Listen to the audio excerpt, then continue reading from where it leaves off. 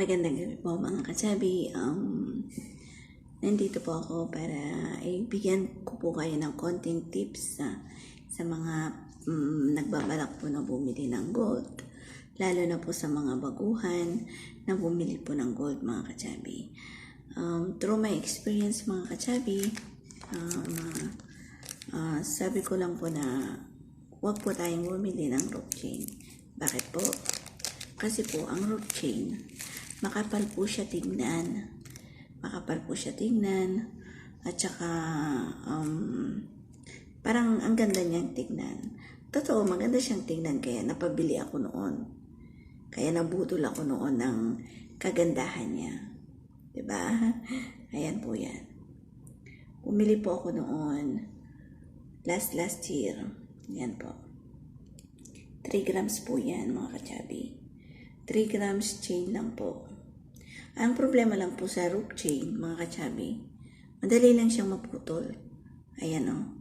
Unang putol niya sa Pinas, dito, sa may pinakapuno mismo. Yan. Ewan ko yan.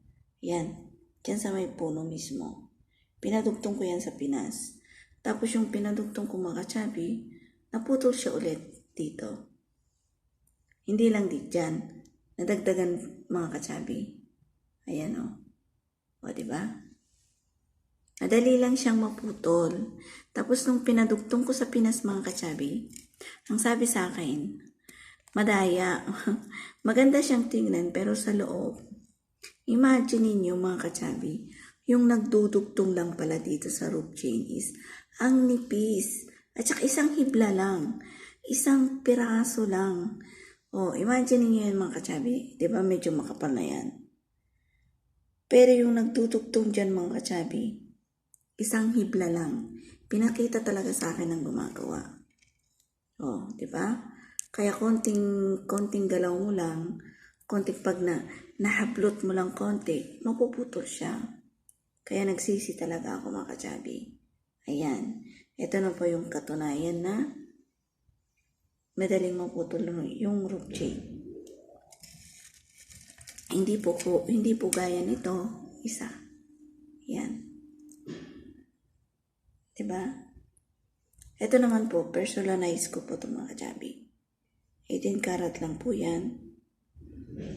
Ewan ko kung anong chain to. Ito mga kachabi, matibay talaga to. Hindi siya napuputol.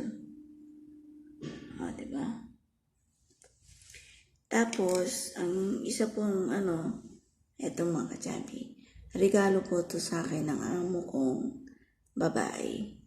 2 po yan. 18 karat po yan mga kachabi. Ayan po. Sobrang tibay nito mga kachabi. Araw-araw ko po itong sinusuot. Ilang years na po to sa akin. Kahit tablutin sa akin ng mga bata, talagang hindi talaga nasisira. Matibay siya. Promise. Tsaka yung isa kong dancing chain sa Pinas na naiwan. Sobrang tibay po nila. Kaya, nasa sa inyo na rin po mga kachabi ko. Hindi ko po sinasabi na huwag kayong bumili. Sinasabi ko lang po yung karanasan ko, di ba? O, ayan po. Putol po siya. Ayan. Salamat po sa panonood. God bless all.